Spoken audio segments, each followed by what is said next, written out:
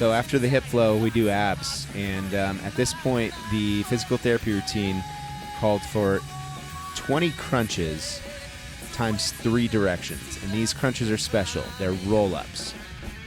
If you really have lower back pain and you want a good resource or to learn how it kind of started to treat back pain, look up Stuart McGill and his 3 back pain exercises. They are the roll-up, which is what we know of as a crunch, but since nobody does crunches properly and everybody, pulls on their head and their neck and that kind of stuff, he wants you to do a roll-up, which simplifies the crunch a little, really hinges on what I talked about earlier, crushing my fingers, keeping your lower back connected to the ground. You see I have one leg flat to the ground. That's because I learned that from my chiropractor. What up, Dr. Dan? But it is a McGill principle, and I started doing it because my hips, the fronts of my hips felt so tight, and Dr. Dan was right. That definitely helped.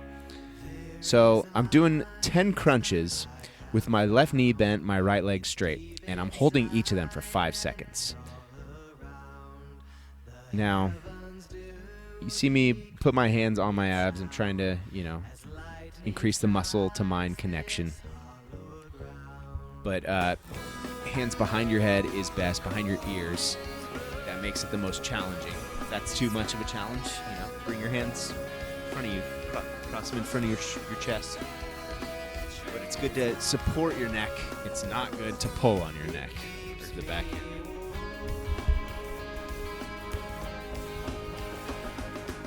So I did 10, I switched legs. I'm going to do 10 more straight ahead. After I finish the 10th here, that will be 20 that I've done straight ahead. I will then pick a direction. I'll probably bend my left knee again and start crunching up to the right, emphasizing lifting my left shoulder off the ground. Okay, back to the roll-up. Stuart McGill. The thing about the roll-up is to keep your lower back connected, but you get your shoulders off the ground. That's the goal of the crunch, the roll-up. It's not to do a full sit-up. It's to be able to lift your shoulders off the ground. And I'm doing them isometrically, I guess, doing holds, 5 seconds. I think when I started the routine, the PT had me do only 10 holds each direction. I would work up from that. Start at 10 holds, so do 5 and 5 with each leg bent, and then look to one direction and do 5 and 5, bending, changing which knee is bent for each 5, and then looking the other way and doing 5 and 5. Okay, so now I've done all 20 forward. I'm going to do 20 to the right, lifting the left shoulder. And I do it with the left knee bent first because crunches should start in your glutes. That is how you get your back flat to the ground, is flexing your butt. That gives you the pelvic tilt, that gives you flat back. That's how we crush my fingers, flexing your butt. I even think about flexing my butt while I'm walking now. I think about hips forward. Think about flexing your butt as much as you can. It will make you healthier, happier, better, I think. But crunches especially, they initiate in the glutes. Your core is all tied together, and that's what we're thinking about here. We're working out our core so that our body can hold itself stable or move itself if need be. But I think this even helps you stay still, the stability that we're gaining from it. Again, I'm sorry I'm not an expert, but this workout's been really good for me. Just do it. It's not going to hurt. Well, if it hurts, you don't do it. So I'm trying to think about pressing my left heel into the ground to initiate my glute before I even start trying to lift my shoulder off the ground. It's heel to glute to abs. And another thing to think about while you're doing this and many of these other exercises is your Kegel. A physical therapist buddy of mine told me at the gym, I think I was doing my squat hold, which we'll get to later. He told me to think about flexing your Kegel while I was holding a squat position, kind of a wall sit kind of thing. And I really like that feedback, and I even try to think about the Kegel as I'm thinking about the glute to initiate crunches. Well, I don't think about it all the time. I ain't perfect, but if I'm really, in the zone, focused, and having good form, that's the way it should be. So I'm still pushing off the left leg. Have I only done 10? Jeez, yeah. 5-second crunches. I did these for a long time. I did these, I don't know, probably 6 or 7 years, every other day at least. For a long time, I was doing this routine Monday through Friday, and that meant that I got to have fun on weekends if I got this done every working day. But I backed that off to about every other day. That was the advice of the physical therapist. He said, do the stretches and the crunches every day if you want, but don't do everything else more than every other day. I've been following that for a long time now. Now I try to keep it a little more interesting by doing a different kind of workout every other day if I'm going to work out every day. Try to give myself some rest days too. So again, right heel is pushing into the ground, going through the butt, going through the butt, yeah. Right heel, right butt, if you can, right Kegel, get the right shoulder off the ground. That's what I'm doing here. Getting the right shoulder off the ground. And when this clicks for you, that your heel is connected to that, you'll get it. You'll be stronger. You'll know how to use your body better, I think. Pushing through your heel to initiate your crunch. And again, if I was strong, I'd keep my hands behind my head. Now, more recently, ladies and gentlemen, I've gotten tired of the crunches because, again, it's funny how things work, but this is the #1 therapy exercise for people with low back pain throughout history. Now there are a lot of cutting-edge people who say crunches are bad. Don't do crunches. You're going to wear out your spine. I'm kind of flabbergasted by that because I think it's what helped me save my spine or save myself from getting surgery. But, people now on Instagram, they really like to tout this around-the-world exercise where you just kind of, have a kettlebell in hand and you spin it around your hips, go hand to hand. I've gone pretty heavy on that, and I haven't really felt that much in my abs. But I'm trying to get more into I trust those people who are broadcasting that stuff on Instagram. I think some of the finest physical therapists in the world are on Instagram, getting the message out to people. And so anyway, I stopped doing the crunches a while ago when I saw a kid at this gym doing 8-minute abs, and I was like, hey, what guided that routine you just did? And he said, oh, it's 8-minute abs. And I was like, wow, I used to do that back in college. I'm going to start doing 8-minute abs again instead of the crunches, because the crunches take about 10 minutes. And I really enjoyed 8-minute abs for a few months, and now I'm on to new YouTube ab workouts. Hate to admit it, I was doing Mary Braun for a while. Yeah, well, I wouldn't mind admitting doing Mary. Oh, goodness. Mary, your routines are pretty good. The other day I did one by Train with Gains by Brains, and that one was badass. It was like 5 minutes only, and it was really good. Okay, I neglected to mention, after we do 60 5-second crunch holds, 20 forward, 20 left, 20 right, we do 100 crunches, fast. We're really just thinking about getting our shoulders off the ground. And again, you see me plant my heel, but you also see my other leg coming off. I don't like that. But I go forward, left, forward, right. That's 4 crunches. And I do that 25 times. So forward, left, forward, left, forward, right, forward. Oh, I must have just hit 52. I can't do 50 because then it would be uneven. So I do 13 sets one way, 13 sets the other, 52 reps, 13 sets of 4. So we're like, what, 68, 69, 70, 71, 72, 73, 74. These are terrible crunches. I'm sorry. But, yeah, like all this momentum, like I'm feeling it, but that's just lactic acid. Whatever. 87, 88, 89, 90, 91, 92, 93, 94. No, that was 104. Sorry, I was 10 off. Okay, so 60 crunches, 65-second crunch holds, rather, or roll-ups, and then 100 crunches fast after that. If you start with 10 holds, maybe do 50 crunches after that, whatever. You don't have to have one foot flat like I do too, but if your hips start getting tight, or if they are tight, flatten one leg while you do your crunches. I'm telling you. Now, Stuart McGill had a few other exercises that he recommended people with back pain doing. The roll-up is first. Second is a side plank crunch, which I'm going to do after this. First, I'm going to just practice a plank. Now, when you practice a plank, people think about, oh, how long can you hold it? That doesn't matter. It doesn't matter how long you can hold your plank. That was terrible. Well, it really doesn't, though. Like, learned to, I want to planche. I don't care about a 5-minute plank. I want to be able to pull my hands off the ground while my fists are on the ground. But here we're doing 10 seconds plank, 10-second down dog, 10-second single leg down dog. And then back into 10-second plank, and then we're going to do the other, down dog and then the other single leg.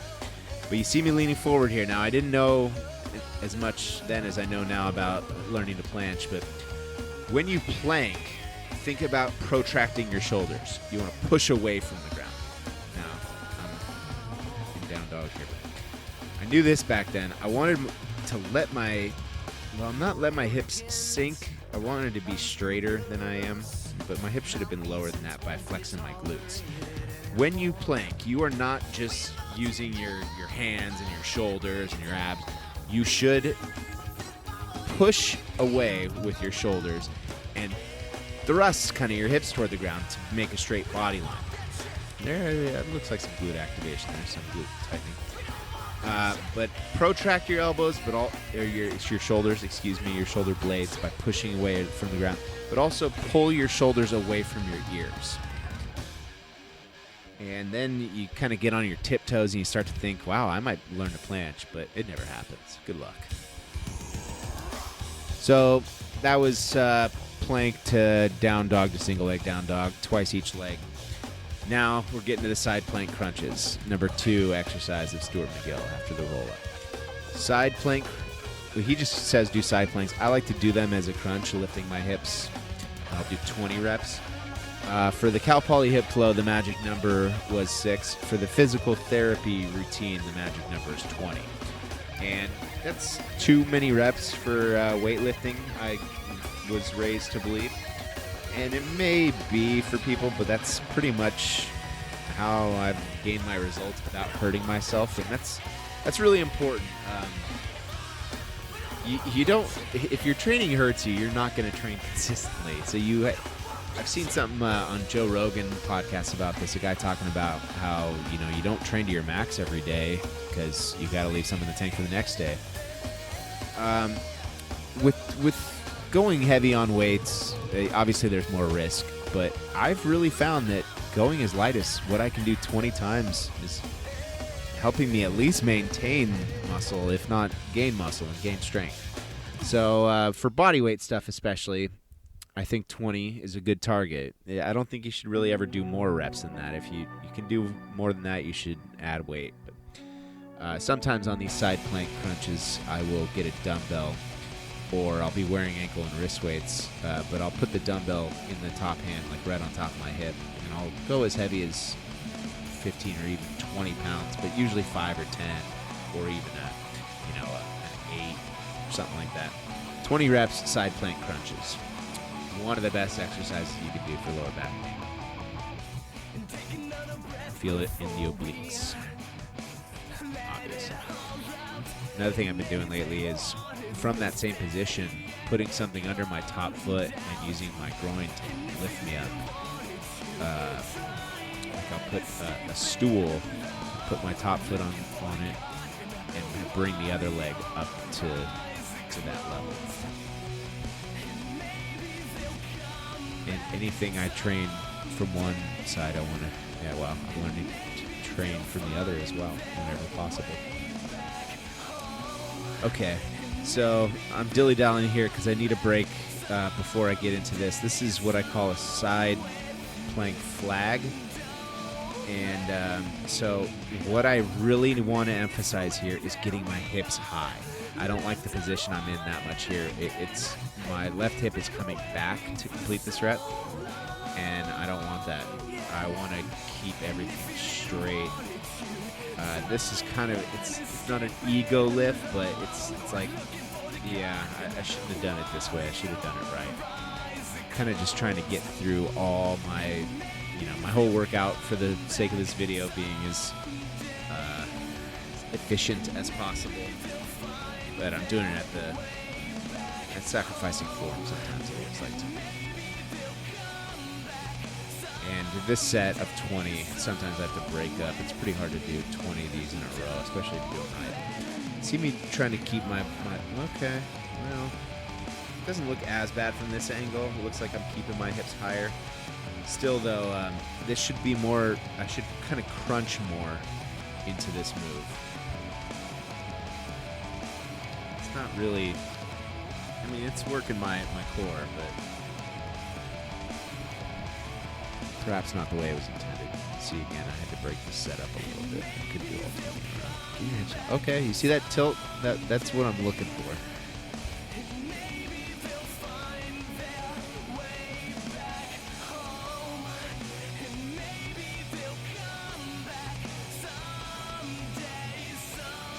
I'm tired. It's funny because I've only done a couple real workout moves. The rest has been stretching and warm up, but getting through the stretching and the hip flow every day, I think that might be enough to keep someone pretty fit, especially if they walk every day, which is my new thing. I try to walk before I get to this. Again, because the McKenzie extension isn't something you want to do without having put some tension in your spine, I guess, throughout the day. Some fluid pressed out of those vertebrae or those discs. Anyway, so we're in the middle of my plank ab routine. I used to do crunches, planks, and then I would do some kind of, not push-pull, but some supersets for abs. But we're in the middle of the planks. We just did plank twist, where I try to touch my feet kind of flat to the ground in a twist 20 times each way. Now, cat-cow, this is a great yogic thing that everybody should do. I often forget about it, honestly, because I'm doing so many other things. And this isn't for reps, but I'll probably do it 6 times, like a hip flow kind of thing. And you want to be pushing away from the mat, again, protracting your shoulder blades, sucking in your stomach while you're doing that. And that's the cat part. And then the cow is opening up your chest, lifting your chin, and arching your back. When you're doing the cat, you want to get your shins flat to the ground, the tops of your feet flat to the ground, push away from them. When you do the cow, you pull your toes in.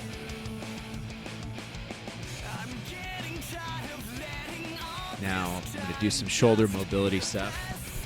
This is thoracic mobility. And that cat-cow it has some important precedence, or it's important to do that well, I think, because I think part of the reason my left hip is really tight right now is from doing this stuff and not minding my position well enough. Again, I'm going fast on this day. I'm trying to get through all my reps, and I'm also trying to show my range of motion, I guess. Showing off, ego lifting, ego stretching, ego yoga. So I'm going to do 20 reps. This is thoracic mobility, trying to open up the shoulder within the shoulder, rib cage, and spine. Trying to be as mobile as possible. Be able to look up as much as possible. But what I need to think about is kind of keeping pushing away from the ground with the fist that is touching the ground, the right hand right now. And also be pushing away, I don't know how to say it, kind of with my like kind of flat back, crushing my fingers, even though it's not my back's not to that right now. But can't twist your hips too much with this stuff. This is supposed to be isolating the mobility of your shoulder and your middle spine. So after I did them with my elbows bent and my hands on my hand on my ear, then I do them, well, I should be threading the needle, and I kind of am. I'm reaching across my body, but I put a foam roller on my left side, and I reach my right arm across it as much as I can before I open it up like this. That is the way to do this properly. Thread the needle. 20 reps. And again, pushing away from the mat with the hand that stays on the ground.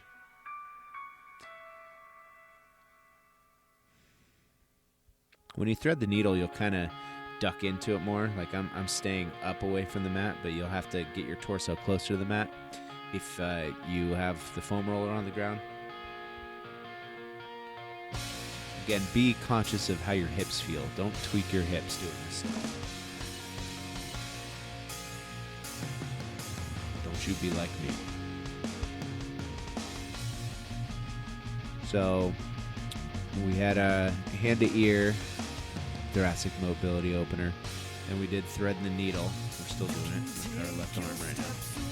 After that, I would normally do it against a wall, but with the windows in this room, it doesn't set up right. You're going to kneel, on one knee. And I'm doing this backwards, though I've seen people do it this way as well. But I believe with my right leg forward, I should be turned to my right, opening my right shoulder. Someone's talking to me about it.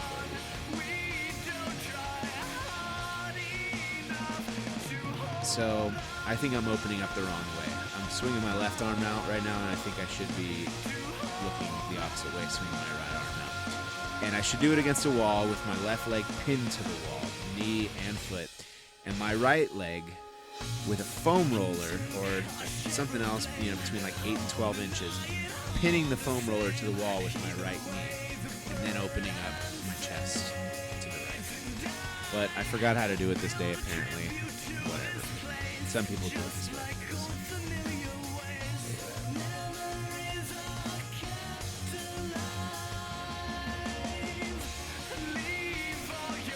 This stuff really helped me. I had a torn rotator cuff, torn supraspinatus, and my shoulders are feeling better lately, and I think that thread in the needle is probably the most important one. This one I leave out sometimes, just because I don't like sweating all over my wall.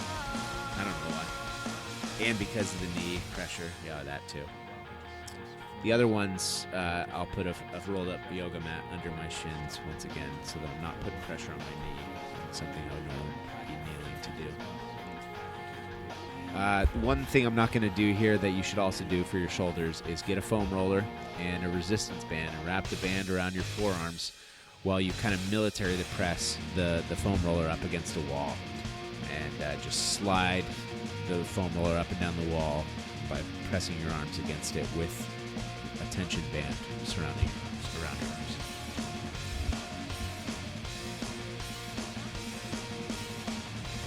Okay, so all the plank stuff, all that shoulder mobility, that's all added on to the basic lower back physical therapy routine. But it seems to me when we get back to that physical therapy routine, a lot of it is based on shoulder strength. And I think any shoulder strength or mobility increases you give yourself going to help you keep your spine healthier too. Okay, I love this one. It's kind of weird. You see a lot of people holding on to something while they're doing this kind of stuff. I just want to see how good my range of motion is without holding on to anything. And I think I should be trying to keep my legs straighter, especially on that backswing, to recruit more glute. But this is kind of just a fast mobility thing. It's not really a strength exercise, I don't think. Though you do feel it probably more in the front. The hip flexor lifting your leg 20 times, like with speed, and as far as you can go. That's doing something maybe for it. I don't know. So we do 20 forward and backward, and then 20 to the side. And this is another thing you can add resistance bands to. Though I find that kind of difficult because, I think I'd stretch them and break them, or they'd be too difficult to do it against. You gotta be careful, you snap yourself. I have snaps on doing this.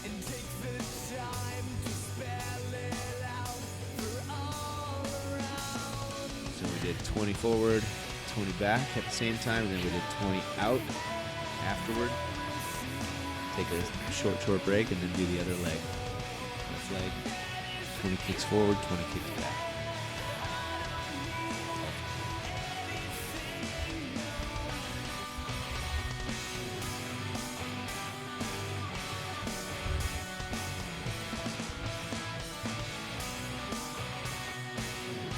By the way, we're an hour in right now.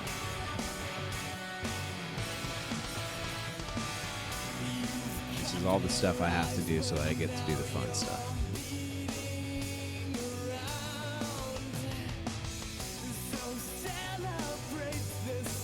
These leg swings are looking better than the other side, aren't they? By the way, you'll notice I'm not standing on my mat, am I? I rolled it up and got it out of the way so I don't put my dirty shoes on it. Dang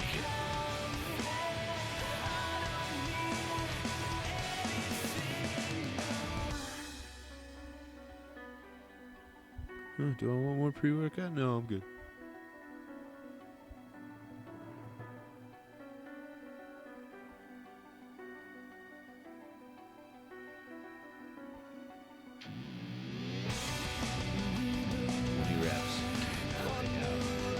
Again, like I said, after the side plank flags or the side plank crunches, I do the opposite of this move we're seeing right here now, and I do it laying on my side, propped up on an elbow or a fist, and then top foot propped up on a stool, and I squeeze my legs together to kind of plank sideways. And I'm finding that, and I always confuse hip abductor versus adductor, but I believe what I just did, demonstrated for you, kicking the leg out to the side, is for the adductors, and the inside is the abductors.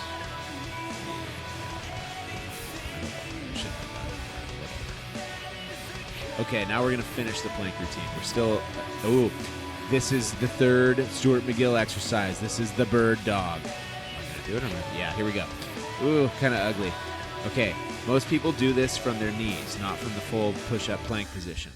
But you want to stick your one arm straight up over your head and the opposite leg straight back.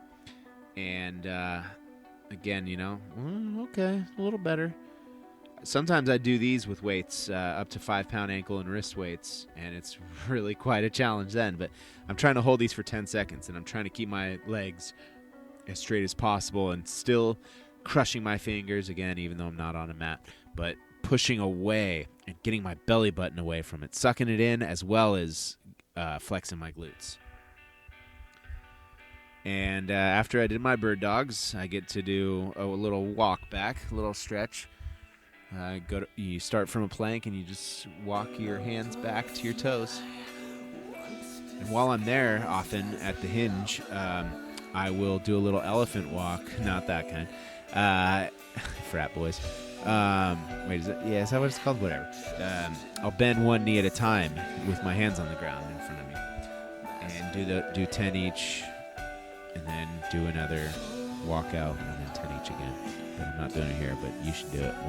Bend your knees one at a time. You're at a full hamstring stretch.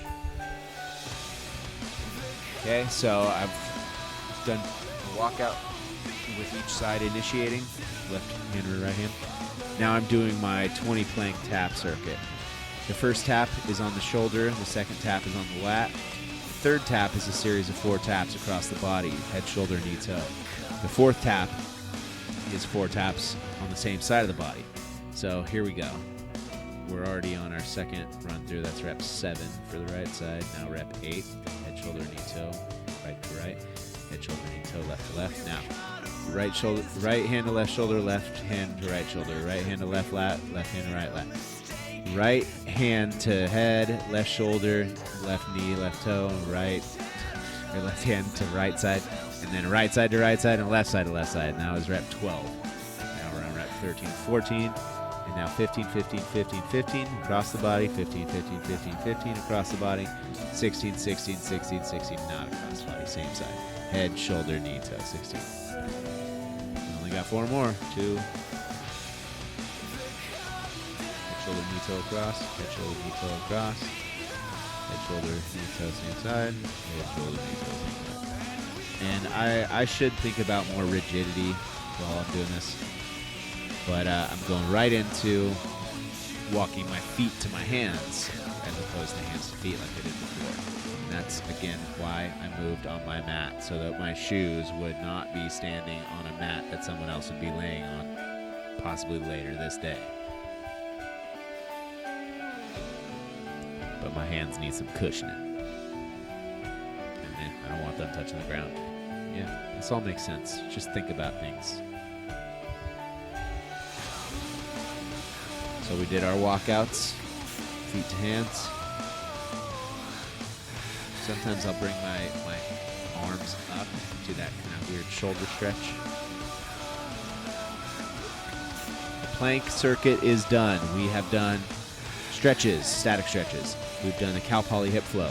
We've done isometric crunches and regular crunches. And now we've done quite a plank circuit with shoulder mobility added in and a little bit of hip mobility.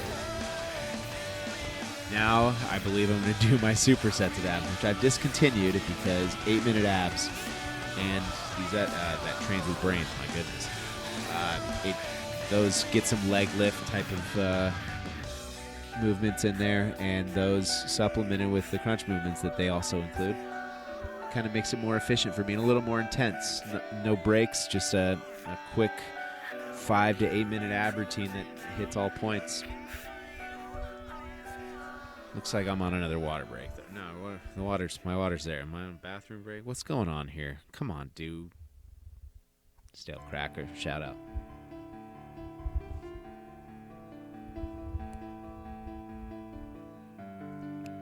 Okay, so the ab supersets are as follows. I'm going to do leg lifts with a medicine ball, probably. You don't have to use a med ball. 20 leg lifts or reverse crunches. And then 20 like candlesticks, hip lifts. Supersetted with those leg lifts. Oh, excuse me. 20 leg lifts, probably with a Swiss ball, if not a med ball. And then 20 windshield wipers with, I'm using the med ball. With the Swiss ball, the windshield wipers, you'll see what I mean, if you don't know already. And then 20 leg lifts, or hip lifts too. So the first one is a triple set, not just a double set. We have 2 more double sets after this. Oh, but I can't even do them here. I forgot. I don't do all this stuff anymore. I think the first thing might be, the best thing might be a hanging leg raise. Supersetted with rollouts. You can use the wheel with a little axle. Or use a bar with wheels on it. Wheels. Okay, but I'm going to do 20 leg lifts. 8, 10-pound med balls.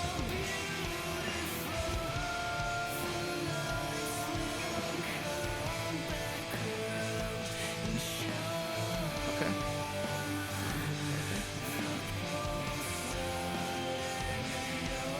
Think about keeping your back connected to the mat. Don't arch your back up off the ground. Crush my fingers. I should put my fingers under my lower back. Crush them myself. Lifting your head off the ground a little might kind of help that, call it hollow position, when your butt is pretty much the only thing touching the ground.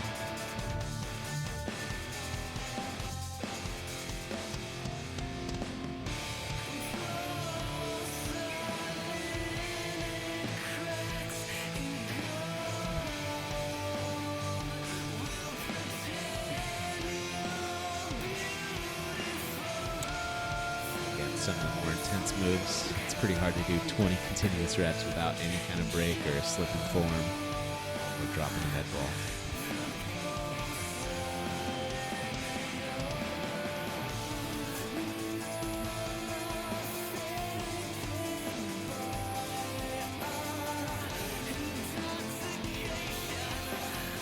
So, as quickly as possible, I'm going to grab the Swiss ball instead of the medicine ball and do windshield wipers.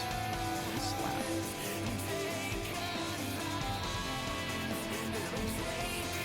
You get it?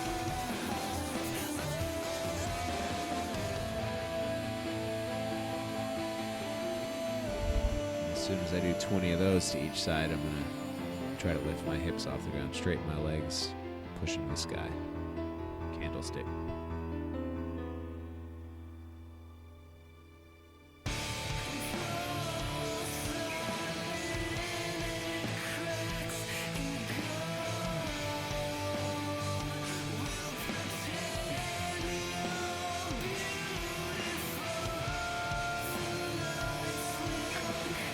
Hip thrusts.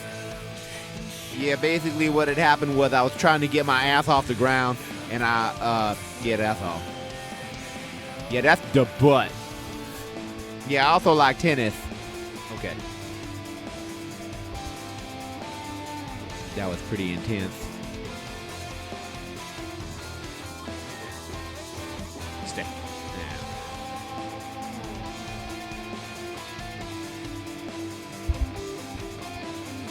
Still a little blue in that water. A little pre-workout vapors.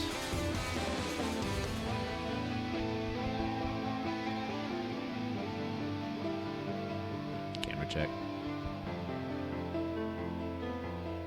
Get some water. Drink water. Drink a lot of water. Drink a gallon of water every day. I don't care about your body weight. Just do it.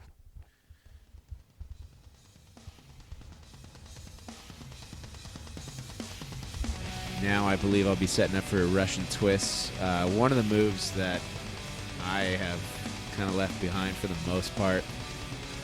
Twisting is a little risky for your back. Now, everything is a little risky, and we train so that we can diminish the risk of when we're called upon to make those moves that we haven't practiced. When we're called upon to make a move. Hopefully, we've trained, we practice it, we'll do it better than we would have if we had never done anything like it before. But still, these are a little dangerous.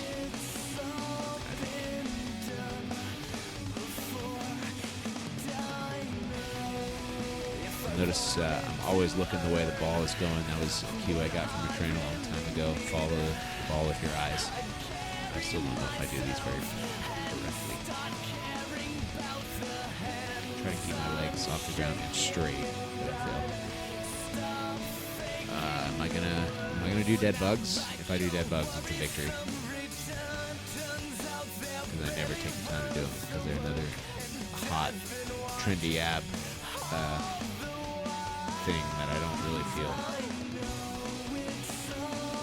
Probably because I don't do it right.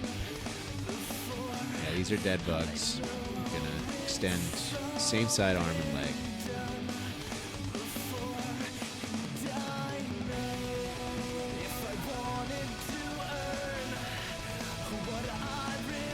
Imagine I felt these a little.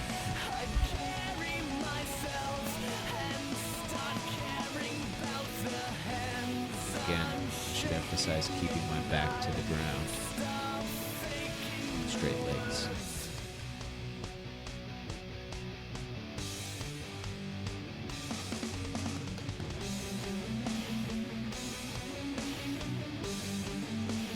I think that'll do it for the abs for this routine. I don't have a rollout wheel or a bar to hang from hanging leg raises. But yeah, I used to do all this abs every day, every work day.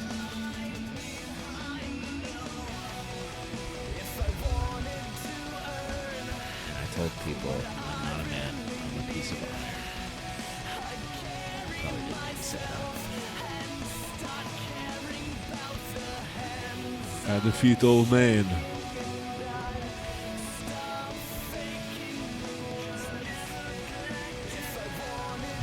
And I'm going to do X crunch dead bugs, opposite sides. Yep.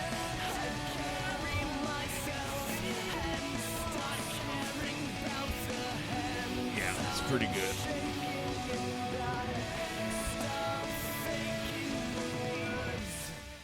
Dead bugs are a lot of physical therapists' favorite exercise. If nothing else from this routine, start doing those. Probably.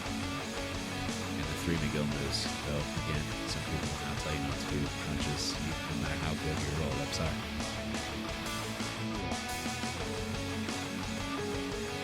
Okay.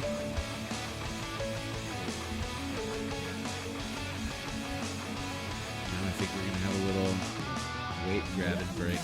It's time to finally use some weights for this routine. What am I doing? Oh, it's bridge time. Giggity. Talk to me. Get up there. Yeah. Come on. Higher. Longer. Okay. Whatever. Looks kind of weird. I don't know. Not very impressive.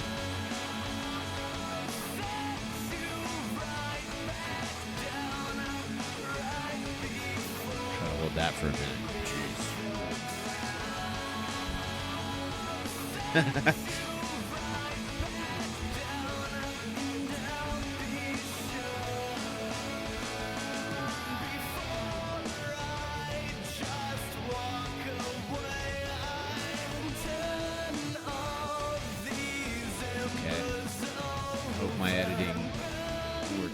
this because that was almost the end of the first clip. The camera shut itself off, unfortunately. But I did notice before I started doing anything else. Yeah, here we go.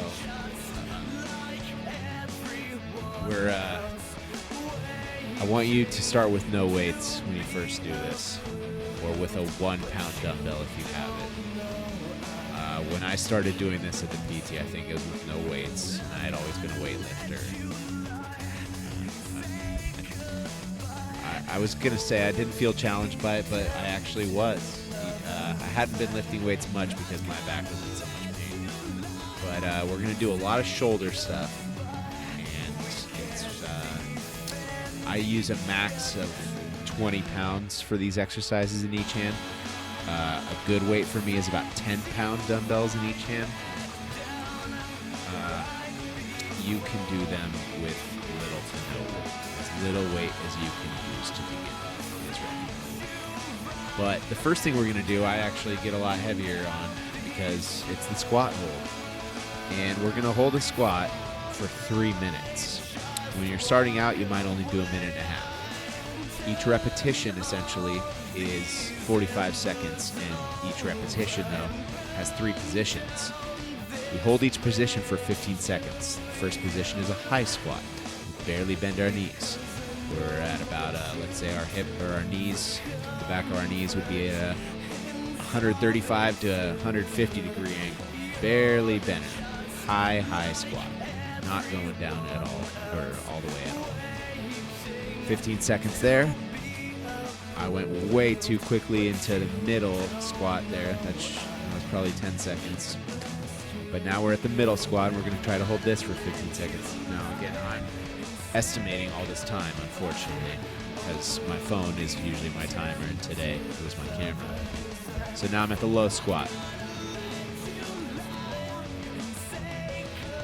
The way I do this normally is by putting my phone timer right in front of me, and at every 15-second increment, I change positions. But we should have been into this for a full minute at the point at which I go down from here, right here. So I'm going to start watching the time as this is going by. We're at our mid-squat level here, and we are going to have remained there for about 11 or 12 seconds only before going to low. Unfortunately, should have been 15 seconds. So after you learn this, don't do it with the video anymore. Just do it with your time. Okay, so we're a minute and a half in at the point at which I come back up. It's 2 reps done, 45 seconds, 15 seconds, 3 positions.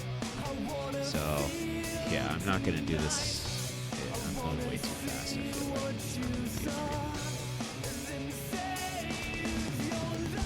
Okay.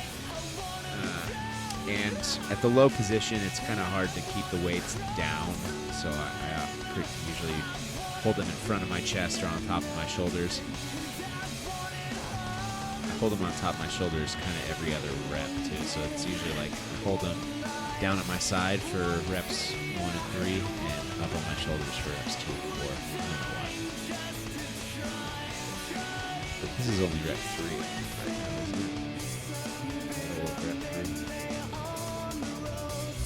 3. This move, though, okay, I need to talk about how beneficial it is.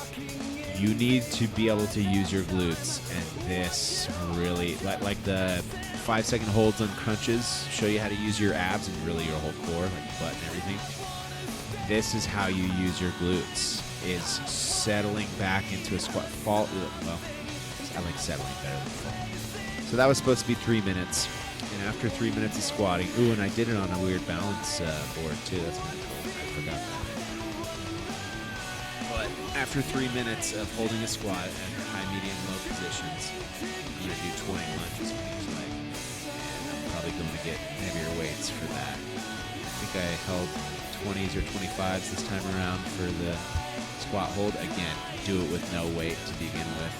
Put your, hands in front of you like a prayer pose or something like that. You don't need any weight. I bet you can't hold 3 minutes. I've gotten up to 40 pounds in each hand, and it's really hard. But lunges here, yeah, those look like 20s or 25s probably. 20 lunges each leg, alternating.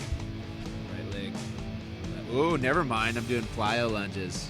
They look kind of ugly, but so yeah, this is probably one of the best exercises you can do if you're capable of doing it, because explosive exercise, I don't think there's anything more beneficial as long as it doesn't hurt you. That is what gets your muscles to change, shocking them with difficult activity, and nothing is harder than being fast.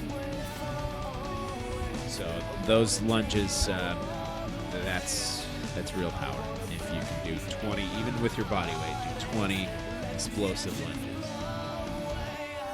with no break, jumping while switching which leg is out front. Put the weights back. So now, after doing that squat hold and those lunges, I'm going to get back into kind of a squat hold position, probably a low squat hold, maybe medium. And I'm going to do the monkey dance. And I'm going to do it with dumbbells in my hands. Again, start with 1 pound if you have it. Or start with a water bottle in each hand. That's a pound. You know, standard water.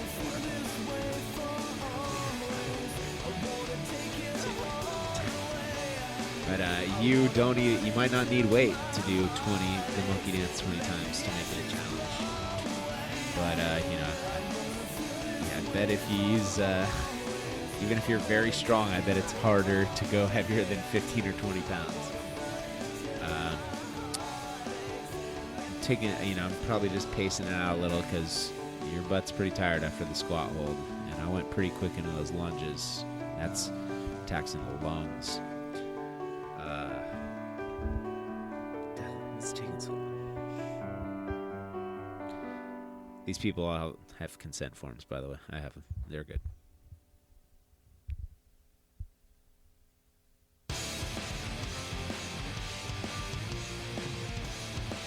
Is that you, Jack?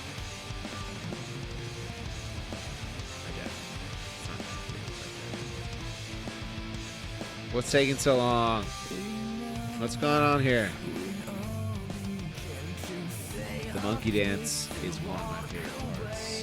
It's just a really interesting exercise. I think using your big muscles kind of makes you happy. So when you settle into a good squat, it's probably releasing endorphins later on or something. But I also know by this time I've made it through most of my stuff, and this is all the stuff we've done to now is more tedious. Now I get to do reps and lift weights. Okay, settling into a low squat and doing the monkey dance. Now I've learned now to cross the weight in front of my face a little more. I think that's using more of the front side of my shoulders, the anterior deltoid. And also, I try to lift the weight pretty much as high as I can. Like, I try to get the bottom of the weight pretty much over my hairline. But, I wish you could see the delts. The delts are rocking. They feel good. 20 monkey dances, and then the physical therapist had me do. By the way, we're finally back to the physical therapy routine with the squat hold. That's where we all the stuff in between crunches and squat hold, I added that to this routine. So that stuff might all be a little advanced or perhaps wholly unnecessary, but I'm enjoying it. But you don't have to do it. You can go right from the crunches to the squat hold if you want. But everything else now is a part of the physical therapy routine. It officially includes the stretches, the crunches, and everything from the squat hold. So I did the monkey dance 20 times, nice and low. The PT had me do a bent over row essentially from that same low position, and I laughed at him like, hey dude, you have me holding 2-pound dumbbells. You think that's taxing me at all to row those? It is not. I used to row, 100-pound dumbbells, though I would do them, kind of uglier, leaning on a bench, which you shouldn't do. But I modified his bent over row into a bent over rear fly because I wanted to target my rear deltoids more anyway, and I knew I wasn't challenged by rowing even 25s. I can row a 70, 75-pound dumbbell from this position pretty easily, and for many reps, probably 20. Oh, but I'm finishing with the row anyway. Now, the better way to do the row would probably be one arm at a time, like pull one up while the other pushes down. That would be more about core stability, but whatever. I'm just glad I eked out and did it kind of the way you showed me anyway after I did my variation too. And now I'm pretty tired, but I am getting the mat so that I can do some more glute bridges. And I'm not going to do only 6 like I did in the hip flow. I'm going to do 20 each leg. Single leg glute bridges. One of the newest things I've added. This is not part of the PT routine. Oops, I lied before when I said everything would be. But this is one of the most beneficial exercises you can do. And maybe if you only do one exercise every day, or one exercise ever, maybe it should be the glute bridge, which is laying on your back. You saw me bridge earlier as a stretch kind of at the end of the ab supersets, I think. But I'm going to keep my shoulders on the ground and just press off with one heel to lift the hips into the air and the other leg into the air. And that's going to isolate my butt, my butt cheek. What is going on with this? But yeah, this exercise I added a few years ago, and I think these are one of the most beneficial exercises you can do. My butt has improved.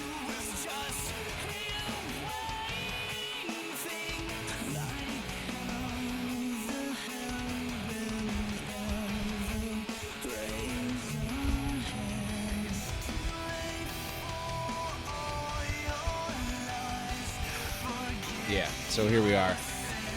One leg goes up in the air, try to keep it straight, and then I'm pushing off with the other leg's heel. And I'm doing these pretty poorly, kind of ballistically, but when they're single leg, it's kind of a balance issue. You gotta kind of get them done quick. And also, my hamstrings tend to cramp every few reps sometimes. Wow, did I already do 20? Wow. Yep, that's a cramp. It's like, oh, I need to straighten my leg because it cramps so bad. 20 each side. Start with 8 if you can't do 20. Start with 8, do 9 the next workout, do 10, do 12, do 15, do 18, do 20. And then, once you can do 20, get a 5-pound dumbbell and put it on top of your hips while you do each leg. Oh, and by the way, we're supersetting this. So after I do 20 each leg individually, both legs cramped.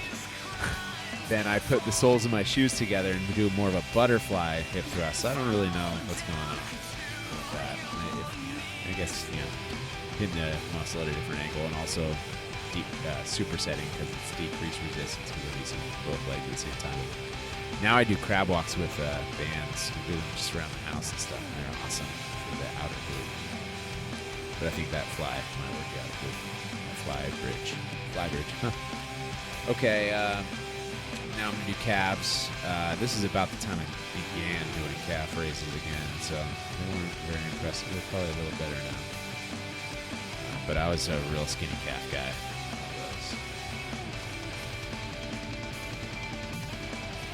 Prior to doing it.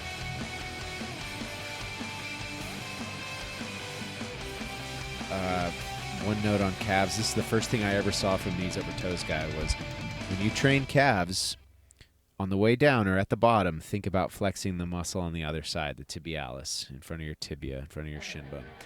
Think about flexing that at the bottom of the rep. Don't just flex your calf at the top of the rep. Flex the opposite muscle at the bottom. Interesting concept. Write a comment about it below.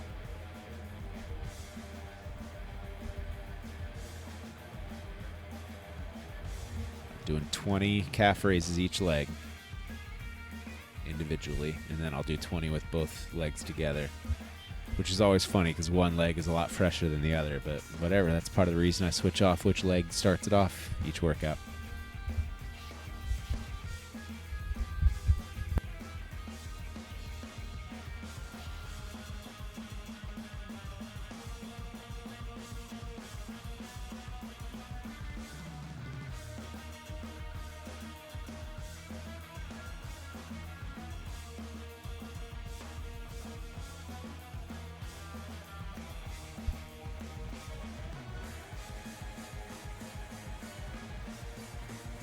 but I'm tired. Fires the calves.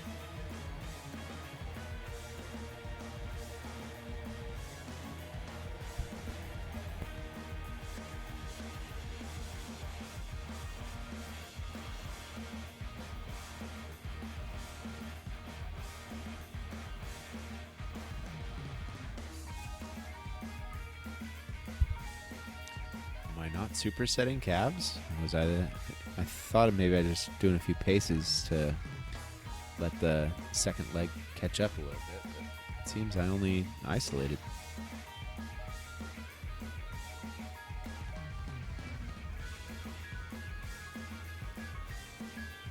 Yeah, now I'm going to go get the Swiss ball, and I'm going to sit on it.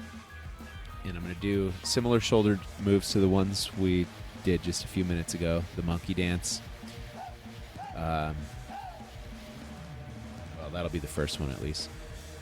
Sitting on a ball, feet to the wall, dumbbells in front, and raise them. Raise your shoulders. So it's not the monkey dance anymore. We're raising both shoulders at the same time. 20 reps. Now, while you're doing this, this is another movement to initiate in the glutes and to feel in the abs. This is why I said your shoulder strength will help your spine. These moves, like this is real world stuff here. You reach all the time, and I don't know. I just think this helps. And that's all I have to say about that. Awful.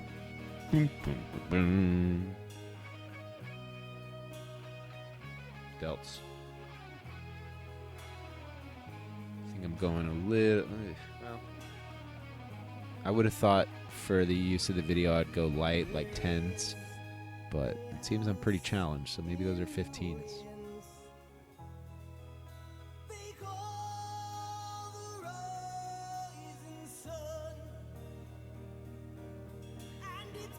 By the way, there's only a few minutes left of this workout. We are almost done with the day's pay. So after 20 front raises, we're going to do one at a time and do what I call unsheathing the sword. And what that means is you're going to bring the weight from across your body. Well, you're going to bring the weight across your body, but you're going to start from the opposite hip. So I have my right arm right now, and I'm keeping my thumb down. That was one of my questions for the physical therapist, thumb up or down. He didn't really have an answer, as I recall, so I do both. I'll do 10 reps thumb down, 10 reps thumb up for the total set of 20. Or sometimes if I go light enough, I'll do 20 of each, thumb up, thumb down.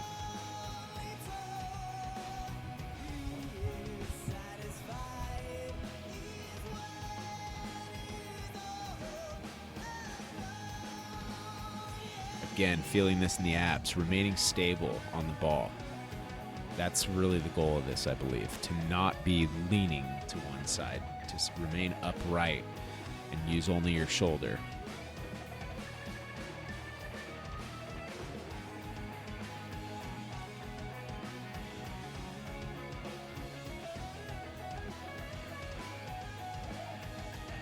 So that was thumb down for both sides.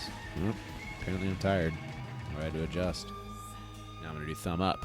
So again, from the hip across the body, lifting it straight up and out. And with thumb up, you really feel it in the anterior delt.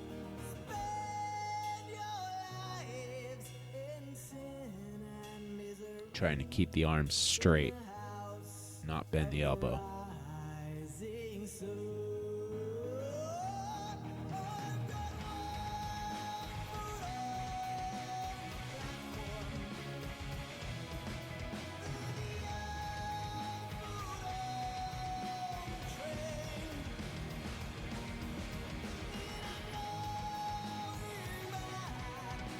Shoulders into boulders.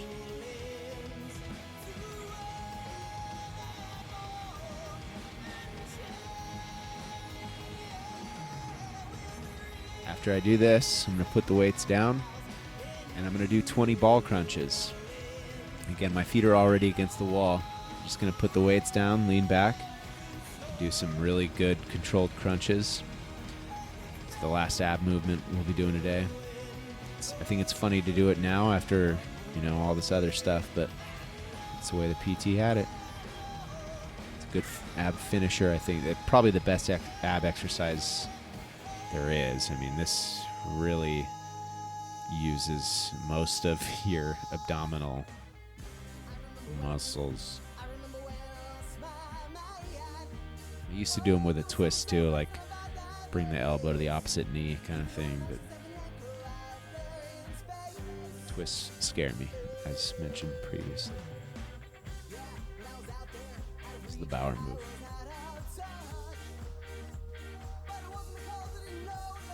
Sometimes I'll do up to 40, but I think I should get my hands behind my ears and do 20 challenging ones, 20 good ones. Momentum. And now we are on our final set of moves, which I'm not going to sit on the ball now. I'm going to put my belly to it. My belly button. And this move, along with the squat hold, is really, really, really good for people with back pain. You need to be able to get in that squat position, and you need to be able to use your glutes. And that's what I'm going to be doing here. Is I call these prone ball squats. Like I'm prone, I'm on my belly, and my goal is to only use my glute. I'm going to bend my knees, which would usually be straightened by my quad, but no, the goal here is to use the posterior chain, and especially the glutes. So I'm flexing my butt. 20 reps, 3 positions. First position is hands behind the head. And again, with weight, it's challenging. Start with no weight. Just put your hands behind your head and do 20 reps. After those 20 reps, I'm going to put my hands I'm going to put my hands up. Like I'm saying, don't shoot. And I'm going to do 20 more reps there. And the physical therapist really wanted me to have endurance in this move, so he wanted no break between sets of 20, which is pretty crazy. Like, he wanted a set of 60, and that's a lot of reps to do back to back. So as you can see, I'm having trouble just getting 20 done with the weights behind my head. So now I'm going to do hands up, don't shoot, no weights, and just get through the next 40 reps. After I do 20 hands up, don't shoot, I'm going to do 20 as Superman. And the point of this is to use the butt. See?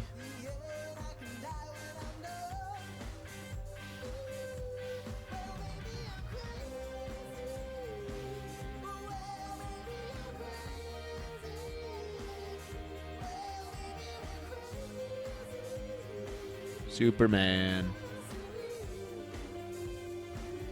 Now my arms should be up, straight in line with my body, but by this time, it is very challenging.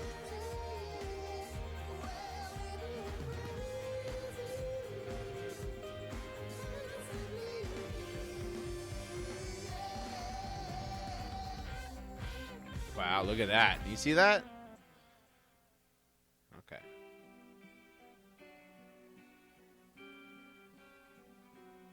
Still not done, I guess.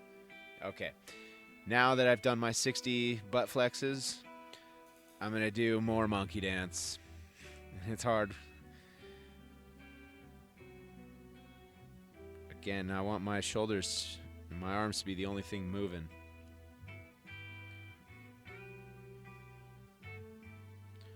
After I do probably only 10 monkey dances with this weight, by the way it's moving, I'm going to do more reverse flies too and try to work the back of the shoulder.